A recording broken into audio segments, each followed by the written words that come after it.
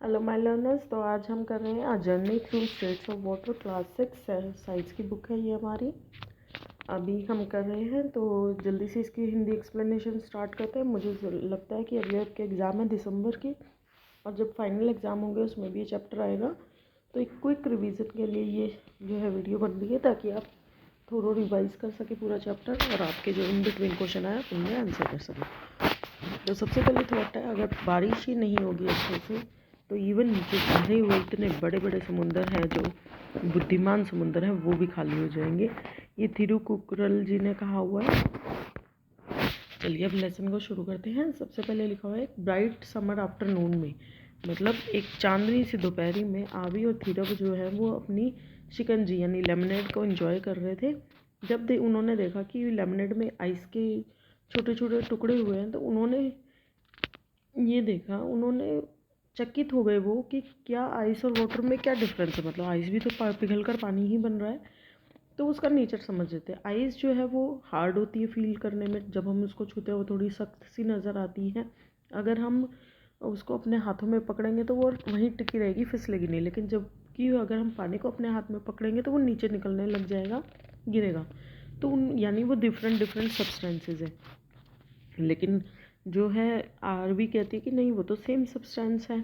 RV को इसलिए बोला, आरवी ने ये क्या बोला इस चीज़ का रीज़न देने के लिए, तो आप भी सोचो क्या उसने कहा कि हम जो है पानी को ही फ्रीज़र में रखते हैं, रेफ्रिजरेटर में, और फिर वो धीरे धीरे वो आइस में अपने आप तब्दील हो जाता है। लेकिन फिर जो है तीरव कहता है, मैं जानता हूँ कि पानी जो है अगर फ्रीज़र में रखा जाए तो वो आइस में कन्वर्ट हो जाता है, लेकिन प्रोबेबली उस आइस के लिए अंदर कुछ ना कुछ ऐड किया जाता होगा फ्रीज़र में, तभी वो आइस बनती है। क्या आप सोचते हैं ये थीरा वो सही है? तो नहीं। हम ये कैसे फाइंड आउट करेंगे, चलिए हम देखते हैं। तो आप क्या करेंगे, आइस क्यूब को एक कप में रखिए, उसको टेबल पर रख दीजिए और ऑब्जर्व कीजिए। तो आप धीरे धीरे देखेंगे कि आइस जो है बिना कुछ करे ही वाटर में कन्वर्ट हो गया है। तो आप इससे क्या कंक्लूड कर सकते हैं कि हमें कुछ मिलाने की ज़रूरत नहीं है, बल्कि रूम टेम्परेचर से ऑटोमेटिकली उसका जो टेम्परेचर है वो बढ़ गया और वो जो है पानी में कन्वर्ट कर गया। हमने टेम्परेचर के बारे में पिछले चैप्टर में पढ़ा है। तो क्या इसका मतलब ये है कि आइस और वाटर सेम सब्सटेंस है? यस, आइस और वाटर सेम सब्सटेंस है, लेकिन उसकी फॉर्म्स अलग अलग हैं। मतलब अगर हम आयरन को देखें तो आयरन जो है सब्सटेंस एक ही है, लेकिन जब उसको हम पिघला देते हैं तो वो लिक्विड फॉर्म में होता है। जब उसको हम मोल्ड करके उसका टेम्परेचर चेंज करके कोई बर्तन वगैरह कुछ बना देते हैं तो वो क्या बन जाता है, अलग फॉर्म बन जाती है। इसको हम स्टेट्स भी बोलते हैं इस फॉर्म को। इन अलग अलग स्टेट को जो वाटर है वो हम अलग अलग बिहेवियर में इसको देख सकते हैं। जैसे अगर हम देखें, अगर पानी जो है वो बहता है लेकिन आइस बहती नहीं है। पानी जो है स्प्लैश हम छिड़क सकते हैं एक दूसरे के ऊपर, लेकिन आइस को हम नहीं कर सकते।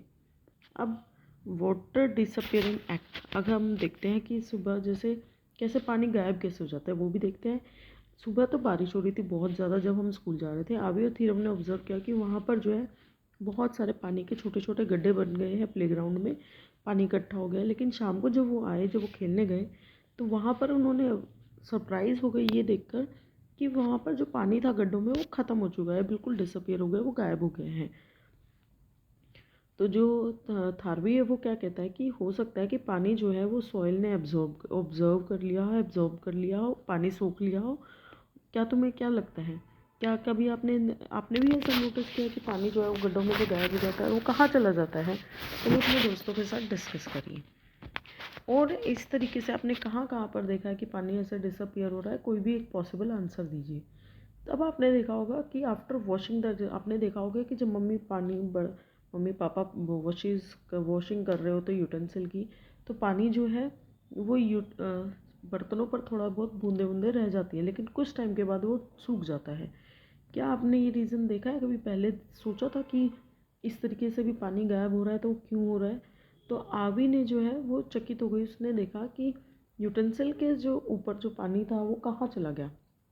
धीरव ने कहा क्या था, धीरव ने सोचा कि पानी जो है वो सीप नहीं हुआ, मतलब फिसला नहीं है, बल्कि कैसे गायब हो गया ये नहीं पता। वो वंडर करती है कि वो पानी निकल गया, वो कहता है पानी निकला तो नहीं है, चलिए हम देखते क्या गया।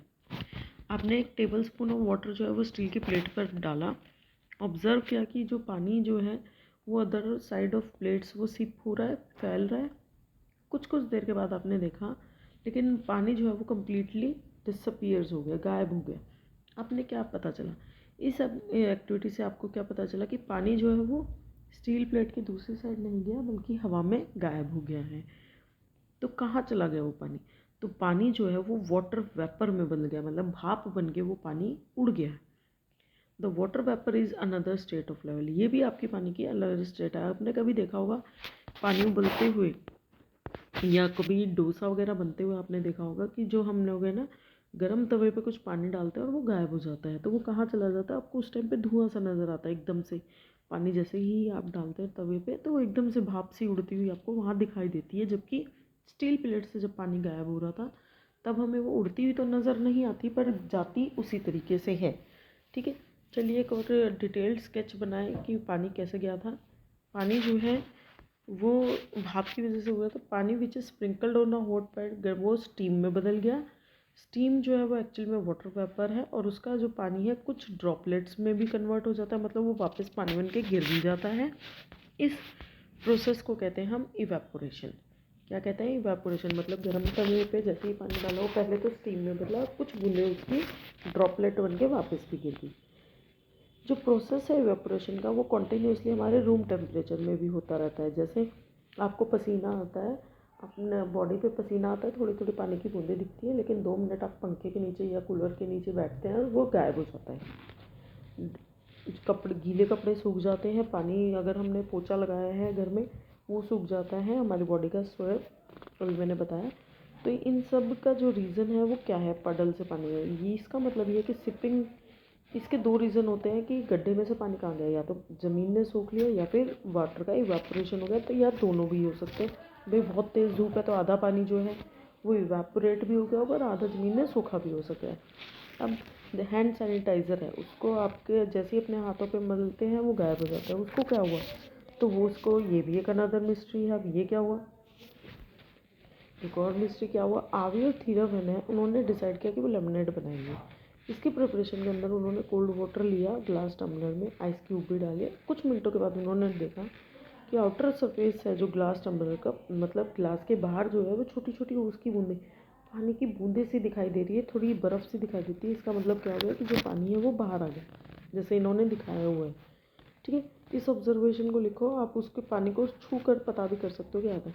तो अब से ऑब्जर्वेशन लिखनी है। क्या ऑब्जर्व करना है कि क्यों चौंके आप? एक ऑब्जर्वेशन तो ये थी। एक ऑब्जर्वेशन आरवी के माइंड में आई कि सम वाटर टाइनी ड्रॉप है जो वो दिख रही है। हो सकता है कि initially water droplet are deposited.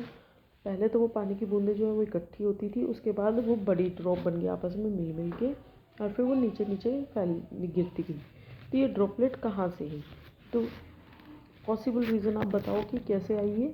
तो मे बी आइस जो है वो गलती से गिर गई हो हमारे पास से, या बाहर बारिश से आ गई हो। इस तरह के कुछ रीज़न आपको यहाँ देने हैं। तो आपके पास बहुत सारे रीज़न होंगे, लेकिन धीरे धीरे उन्होंने जब इस रीज़न को गेस किया तब क्या गया था ना कि हो सकता है जो पानी है जो वो थोड़ा सा टम्बलर से बाहर हो गया। तो उन्होंने कहा नहीं, क्योंकि हमने वाटर जो है वो पूरा नहीं भरा था कि वो वापस आ जाए, और पानी जो है वो जितना हमने भरा था उतना ही है, वो कम भी नहीं हुआ है। हो सकता है हमें दिखाई ना दिया हो। तो वो कहता है टॉल और नैरो बोतल के अंदर, मतलब जो बड़ी बोतल होती है उसके अंदर हमें पानी का जो है वो नोटिसेबल होता है अगर हमारा लेवल चेंज हो तो। लेकिन we can take water at room temperature. हम ट्राई करते हैं, एक और नया टम्बलर लेते हैं और उसको फिर देखते हैं क्या उसके बाहर हो रहा है। रूम टेम्परेचर पर लेते हैं। तो जब उन्होंने रूम टेम्परेचर पर लिया तो ऐसा कुछ नहीं हुआ। तो इससे पता चला कि जो आइस डाली थी हमने, आइस की वजह से, जब आइस जो मेल्ट हुई उसकी वजह से वो पानी बाहर आया। ठीक है, फिर उन्होंने कुछ ड्रॉपलेट्स जो है वो वहाँ देखी प्लांट्स में। सुबह जब उठते हैं तो सुबह उन्होंने, या फिर बारिश होती है तो उन्होंने ऐसी ड्रॉपलेट्स देखी। तो ये ड्रॉपलेट मॉर्निंग में कहाँ से आई? या फिर हम लोग जब हाफ फिल्ड यूटेंसिल को, मतलब आधे भरे हुए बर्तन को जब हम पानी उबालते हैं, उसको अगर हम कवर करते हैं स्टील प्लेट के साथ, तो कुछ जो पानी की बूंदें हैं उसकी प्लेट पर भी आ जाती हैं, जो अंदर की साइड होता है। तो ये कहाँ से आई है? ये सब कुछ आता है आपका इवेपोरेशन और कंडेंसेशन। इवेपोरेशन में क्या हो रहा था? पानी भाप बन के उड़ रहा था। कंडेंसेशन में क्या होता है? भाप बन के जो वो पानी वापस से इकट्ठा हो जाता है, क्योंकि वाटर वेपर जो होते हैं वो भाप जो है वो कोल्ड सरफेस के जब फॉर्म में आती है, एक दूसरे से मिलते हैं, तो वो वापस उसको पानी में बदल देती है और उसको हम बोलते हैं कंडेंसेशन। छोटी छोटी बूंदों को बड़ी बूंद में बदल देती है। इसको हम वापस से देखेंगे कि देखिए एक ग्लास टम्बलर है, वही उसके अंदर आइस क्यूब डालिए और उसके ऊपर हमने एक प्लेट रख दी है। अब वेट इट ऑन, अब उसको डिजिटल उसके वेइंग स्केल पे उसको नापो कि कितना टोटल इसका जो है वेट आया। थोड़ी देर के बाद आप 5 मिनट के बाद या फिर 5 मिनट के गैप में 30 मिनट तक अपने रिकॉर्ड करें और आप ये देखें क्या उसका जो पानी का जो वेट है वो सेम है ग्लास का, क्या उसके जो पानी का लेवल है वो इंक्रीज़ हुआ है या डिक्रीज़ हुआ है या वो सेम रहा है। तो इससे आपको पता चलेगा कि सम वाटर जो है वो ग्लास टम्बलर के बाहर भी थी, जो कैसे हुआ कि भाप बन के जो है वो पानी टम्बलर से बाहर आया और ठंडे जो बाहर के जो वेपर है वो ठंडे सरफेस से कांटेक्ट में आया और यहाँ जम गया, वो पानी बन गया। ठीक है, जो हमारे पास आसपास जो एयर रहती है उसमें थोड़े थोड़े वाटर के वेपर भी होते हैं, वो जैसे ही ठंडे ग्लास के कांटेक्ट में आए तो क्या हो गया, आपस में ड्रॉपलेट्स बन गए, इसको बोलते हैं कंडेंसेशन। तो आपने देखा कि रीडिंग जो है डिजिटल वेइंग स्केल पे बढ़ी है, मतलब वहाँ पर जो वेट है वो बढ़ा है। Can we conclude that water is not spick. इससे हमें पता चल रहा है जब जो पानी जा रहा है, जो टम्बलर के बाहर है, वो पानी टम्बलर का नहीं है, वो ख़त्म नहीं हो रहा है बल्कि बढ़ रहा है। नो वी कैन नॉट से, लेकिन हम एग्जैक्टली नहीं बोल सकते क्योंकि बहुत ज़्यादा पानी नहीं इंक्रीज़ होगा। तो मार्क करेंगे हम लोग परमानेंट मार्कर से, ताकि हम उसको ये देख सकें कि क्या सच में पानी उसके अंदर एक्स्ट्रा बढ़ा है, जो वेट बढ़ गया है। तो हमें ये पता चलेगा कि हाँ, जो ग्लास टम्बलर है एक्स्ट्रा वाटर जो है वो उसके अंदर इकट्ठा हो रहा है क्योंकि कंडेंसेशन हो गया, जो बाहर की एयर का पानी था वो उसके अंदर ऐड हो गया है। What are the difference. अब हमने डिस्कस कर लिया, तो अब हम डिस्कस करेंगे कि कितनी स्टेट्स है वाटर की। तो वाटर जो है वो मेनली 3 स्टेट्स में रहता है आपका। सॉलिड यानी बर्फ़ बन गया है, हीट करने पे आइस मेल्ट हो जाती है तो वो लिक्विड स्टेट यानी पानी बन जाता है, और उसको और ज़्यादा हीट करेंगे तो पानी जो है वो गैस की फॉर्म में आ जाता है, गैसियस स्टेट में। तो ये भी इन्होंने इसको एक्टिविटी में किया हुआ है कि पहले आइस क्यूब डालो, उसको फिर गर्म करो, ठीक है, water from one container to another, ताकि वो दूसरे शेप में, अगर आप देखेंगे कि शेप जो है वो आइस क्यूब की भी बदल सकती है। अगर आपने एक कंटेनर से आइस लिया, उसको दूसरे शेप के कंटेनर में डाला, फिर उसको क्या, तो ये जो पानी है वो पानी बन के दोबारा उसकी कन्वर्ट हो जाएगा। ओके, ये सब आपको नोट करना है। ये तीनों स्टेट हमने अभी पढ़ ली है कि क्या है। जब जो पानी है वो अपनी शेप में बरकरार रखता है थोड़ी टाइम के लिए, जब तक आप उसको होल्ड भी कर सकते हैं। आइस कभी भी फैलती नहीं है। वाटर जिसकी कोई फिक्स शेप नहीं है, उसको जिस चीज़ में भी डालेंगे वो फैल जाएगी। ओके, वॉल्यूम जो, लेकिन जो वॉल्यूम है मतलब वेट है जो वाटर का, वो हमेशा सेम रहेगा, कभी भी चेंज नहीं होगा। वाटर बहुत इजीली बदल सकता है। वाटर वेपर होता है कि वो जब आप आसपास के पूरे एरिया में वो फैलता रहता है, उसकी कोई फिक्स शेप नहीं होती है। इवन रूम टेम्परेचर पे भी होते हैं और वो हमें दिखाई भी ना दे, ऐसे होते हैं। हमारे आसपास जितनी भी हवा है उसके अंदर भी पानी के बूंदें होती है जो हमें दिखाई नहीं देती। वाटर जो है, जैसे ही हम क्लॉथ वगैरह ड्राई करते हैं, पोछा करते हैं, तो वो हमारा जो है एयर में इवेपोरेट हो जाते हैं, एयर में मिल जाते हैं, जो हमें दिखाई नहीं देते हैं। आप लोग इन तीनों स्टेट्स से बहुत ज़्यादा फैमिलियर हो गए, आपने देखा होगा अपने घरों में। फॉर एग्जांपल वैक्स, ऑयल, घी, ये हमारे कुछ एग्जांपल है सॉलिड, लिक्विड और गैसेस के। ओके, सॉलिड के लिए हम लोग और भी एग्जांपल दे सकते हैं, जैसे पत्थर है, लकड़ी है, ग्लास है। लिक्विड के लिए हम मिल्क और ऑयल का देख सकते हैं। अगर हम कभी भी खाना देखें तो हम उसको जब स्मेल करते हैं, जब हमारे किचन में एंटर किया, कोई खाना बन रहा है, उसको स्मेल कर रहे हैं, तो ये स्मेल हमारा गैस की वजह से हमारे पास आता है, हमारी नाक तक पहुंचता है, चाहे हम किचन में ना हो तो भी बाहर तक भी स्मेल देता है। ठीक है, तो गैस के कुछ और एग्जांपल हैं, ऑक्सीजन या कार्बन डाइऑक्साइड, जो आपने सुना होगा। हम वाटर की स्टेट्स को कैसे बदल सकते हैं, तो हम लोग वाटर की स्टेट्स को अभी तक आपने पढ़ भी लिया होगा कि कैसे बदल सकते हैं। अगर हम उसका वो टेम्परेचर कम कर दें यानी फ्रीजर में रख दें तो वो बड़ा सॉलिड स्टेट बन जाएगा। अगर हम उसको गर्म करें, उसका टेम्परेचर बढ़ाएं, तो वो वाटर वेपर में बन जाएगा। और अगर हम उसको नॉर्मली रखें तो वो क्या बन जाएगा, आपका लिक्विड फॉर्म में रहेगा।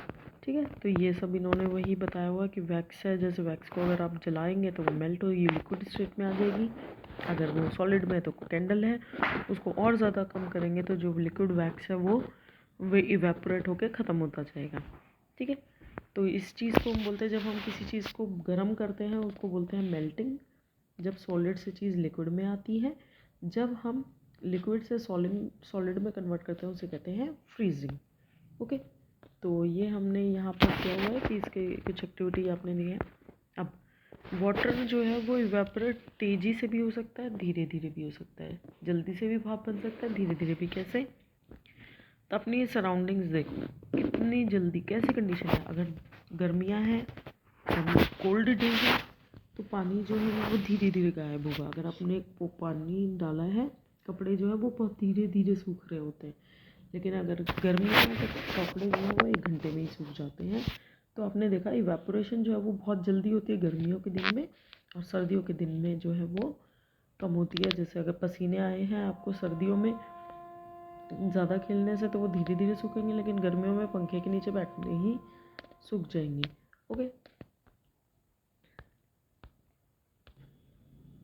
तो आप देख रहे हैं अभी यहाँ पे एक एक्टिविटी दी हुई है कि आपको क्या करना है। एक स्मॉल कैप लेना है बॉटल का, उसके अंदर सैनिटाइज़र डालिए पानी की जगह, और थोड़ा सा पानी एक प्लेट में डालिए, और फिर ये देखिए जो बॉटल कैप और प्लेट है उनका जो पानी है वो एक दूसरे के पास रखिए, और फिर देखिए कि वो कितनी देर में इवेपोरेट हो रहा है। क्या कंडीशन सेम रहेगी? क्या हमें कंडीशन सेम रखनी है? क्या चेंज होगा इससे? हमें क्या पता चलेगा? हम लोग मेज़र क्या करेंगे इससे? तो ये कुछ क्वेश्चंस हैं, ये आपको आंसर बताना है कि एक्सपोज्ड एरिया है, क्योंकि बॉटल का कैप छोटा होगा तो लेस है बॉटल का कैप। प्लेट का एरिया जो है वो बड़ा है, तो इनको इवेपोरेट होने में एक्चुअल में कितना टाइम लगा। इससे हमें क्या पता चलता है कि जब हम पानी को बड़ी प्लेट में फैलाया तो उसका जो एक्सपोजर है वो एयर के साथ ज़्यादा है, इसलिए वो जल्दी से इवेपोरेट होगा। लेकिन जो है बॉटल का एरिया छोटा है, कवर का जो कैप है इसका एरिया छोटा है, तो वो बहुत देर में होगा। ठीक है, अब इसी तरह अगर हम मिल्क को ले लें तो क्या होगा? अगर मिल्क को ले लेंगे तो क्या होगा? मिल्क जो है वो भी यही करेगा, मिल्क फास्टर होगा आपका प्लेट वाला, जबकि कैप वाला वो धीरे होगा। इसी तरह की कुछ एक्टिविटीज़ आपको प्लान करनी है 8.7 में कि understand how fast water evaporate. कुछ चीज़ें करनी है, उनको रिकॉर्ड करना है आपको। कंडीशन दोनों की सेम रखनी है। जैसे आप कोई भी 2 जगह पानी रख सकते हैं। अब इन्होंने एक और एक्टिविटी दी है कि 2 सेम बॉटल की कैप लीजिए, सेम दोनों में सेम अमाउंट का पानी डालिए। एक को सनलाइट में रखिए और एक को आपके घर के अंदर या फिर किसी शैडो वाली जगह पर रखिए, और हर 15 मिनट में दोनों को ऑब्जर्व करिए। तो आप देखेंगे जो सनलाइट में जो पानी की बोतल का कवर कैप है उसका पानी जल्दी इवेपोरेट हो रहा है। वो मैंने आपको बताया कि ऑब्वियसली गर्मियों के दिन में जब टेम्परेचर बढ़ेगा तो वो जल्दी इवेपोरेट होगा, ठंडा होगा तो टेम्परेचर धीरे धीरे इवेपोरेट होगा। ठीक है, तो इसी तरह हम लोग देख सकते हैं कि रेनी डे पे, अब रेनी डे पे तो पानी भी होता है लेकिन गर्मी भी होती है। तो आप देखेंगे कि रेनी डे पे जो है वो ह्यूमिडिटी हो जाती है, क्योंकि एयर के अंदर पहले ही बहुत सारा पानी है, तो वो जो इवेपोरेशन होगा वो बहुत धीरे धीरे होगा, जैसे ठंडियों में होता है, लेकिन बिना रेनी डे के वो ज़्यादा होगा। अब है कूलिंग इफेक्ट। आवी की मदर ने जो है वो एक नया मटका ख़रीदा है, और उसने जो स्टेनलेस स्टील में जो पानी रखते थे वो उसकी जगह उन्होंने क्या करा, मटका रख दिया। आवी ने नोटिस किया कि जैसे ही आवी ने उस मटके का पानी पिया तो उसको सरप्राइज़ हुआ कि वाटर जो है वो अपने आप ठंडा कैसे हो गया मटके में। लेकिन मैंने कभी भी स्टेनलेस स्टील की बोतल में तो नहीं देखा कि पानी जैसा डालते वैसे ही दिखता है, कभी भी ठंडा नहीं होता। तो ये कैसे हो गया? क्या पानी बाहर आ गया? तो इसका आंसर ये है कि पानी जो है मटके के अंदर क्या होता है, मिट्टी होती है। तो पानी की छोटी छोटी बूंदें जो हैं उससे बाहर आ रही होती है, मटके की आउटर सरफेस से बाहर आती हैं, और वो जो है हवा के इफ़ेक्ट में आती है और वो उसको ठंडा कर देता है, बर्फ़ की तरह जमा देता है। तो वो कूलिंग इफ़ेक्ट करता है। इसी तरह के कुछ और एग्जांपल है। आप फर्श पर क्या करिए, ठंडा पानी छिड़किए, या छत पर आप पानी छिड़किए, तो इससे क्या होगा, आपको अंदर के घर के अंदर का जो टेम्परेचर है वो ऑटोमेटिकली ठंडा फील होगा। थोड़ा सा 1-2 टेम्परेचर उसका कम हो जाएगा। ठीक है, जो ये है, जैसे आप सैनिटाइज़र रब करते हैं अपने हाथ पे तो कैसा फील होता है, ठंडा ठंडा, कूलिंग इफेक्ट आपको नज़र आता है। ओके, अब 2 अलग अलग डिफरेंट साइज़ के अर्थन पोट मटके लेने हैं। उसको क्या करना है, बड़े पोट को बॉटम ऑफ लेयर जो वो सैंड से भर दीजिए और दूसरे place the smaller pet into centre of the larger. इन्होंने क्या किया है, ये बड़ा वाला पोट है, इसके अंदर साइडों में तो मिट्टी भर दी, बीच में छोटा पोट रख दिया, ठीक है। और उसको क्या करता है, गैप को भर दिया, प्योर वाटर इन द, जो मिट्टी वाला पानी है उसके अंदर पानी डाल दिया, ठीक है। इसके अंदर क्या कर दिया, ड्राइंग कर दिया कूलर वंस। अभी कूलर तैयार हो गया। आप किसके अंदर सब्जियां रखिए, एक वेट जूट सैक का, मतलब जो आपके जूट के बैग्स होते हैं उसको गीला करके रखिए और उसके ऊपर लिड लगा दीजिए, ठीक है। 4-5 घंटे के बाद आप देखेंगे mini pot and pot cooler जो है वो ठंडा हो गया है। इसके अंदर आपकी जितनी सब्जियां रखी थी, आपने देखा होगा कि जो फ्रेशनेस है वेजिटेबल्स की वो बनी रहेंगी। जैसे आपको अपने फ्रूट्स को फ्रीज़ में रखते हैं तो ऐसा कर सकते हैं आप। कुछ टाइम में जो है वो वाटर भी ऐड कर सकते हैं ताकि जो मिट्टी है वो गीली ही रहे। अब क्वेश्चन ये आता है कि कितने दिनों तक हम इसको फ्रेश रख सकते हैं। ये डिपेंड करता है कि कंडीशन क्या है आपके एरिया की, कितनी ज़्यादा गर्मी है वहाँ पर। आप बाहर एटमॉस्फेयर में आप सैंड की जगह और क्या रख सकते हैं, मिट्टी की जगह और क्या रख सकते हैं, तो मिट्टी की जगह आप क्ले भी रख सकते हैं। क्ले पोट जैसे सुराही होता है, ये भी देखा होगा आपने गाँव में बिकते हुए। अब क्लाउड हमें क्या देते हैं जब बारिश होती है, क्लाउड्स हमें देते हैं कंडेंसेशन। कंडेंसेशन जो है वो बहुत एक सिग्निफिकेंट रोल प्ले करता है ताकि जो पानी जो हमारा भाप बन के ऊपर तक उड़ा है उसको वापस धरती तक लाने के लिए जो है हमारी वो रेन्स ही काम करती हैं। वो उसको कंडेंसेशन करती है, ठंडा उन भाप को वापस पानी में बदल के वापस नीचे तक लेकर आती हैं। जब एयर जो है वो ऊपर जा रही है उसको कूल करता है, कूलर कर और कूल करता है और ठंडा करता है। और कुछ हाइट के बाद जो एयर जो है वो इतनी ठंडी हो जाती है कि वापस से वो नीचे ड्रॉपलेट्स बन के, यानी छोटी छोटी बूंदें बन के नीचे आ जाती हैं, और जिसे हम लोग, वो डस्ट पार्टिकल के अराउंड बनती है, जिसे हम लोग पानी की बूंदें यानी बारिश की बूंदें कहते हैं।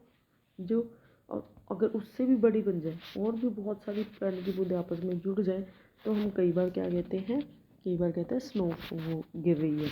तो जब बड़ी बूंदें थोड़ी बड़ी बड़ी होती है तो वो हैवी हो जाती है, वो हवा उसे उठा नहीं पाती, इसलिए वो नीचे गिर जाती है, जिसे हम रेन बोलते हैं, ठीक है। स्नो भी हो जाती है जब और ही ज़्यादा ठंडी हो जाती है। तो ये इन्होंने एक पोएम दी हुई है जिसे आप पूरा कर सकते हैं। अब एक और, हैंडल्ड बर्निंग पेपर केयरफुली, यहाँ पर कुछ बर्निंग की एक्टिविटी दी है तो ये आप अपने टीचर्स के साथ ही परफॉर्म करिएगा, आप अकेले नहीं करेंगे।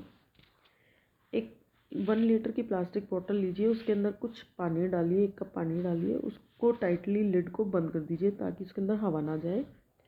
अब ना quickly squeeze and release the bottle continuously for about 2-3 minute. मतलब आपने क्या है, observe the space about the water in the bottle. ये जैसे बॉटल लीजिए, उसमें पानी डालिए और उसको बहुत ज़्यादा शेक करिए, इन्होंने कहा है, ठीक है। और फिर एकदम से स्क्वीज़ कर दीजिए, ज़ोर से दबा दीजिए, तो आप देखेंगे कि small burn piece of news, उसी चीज़ एक्टिविटी को आप उसके अंदर एक जलता हुआ कागज़ डालिए और फिर करिए। तो ये आपके टीचर आपको अच्छे से कराएंगे।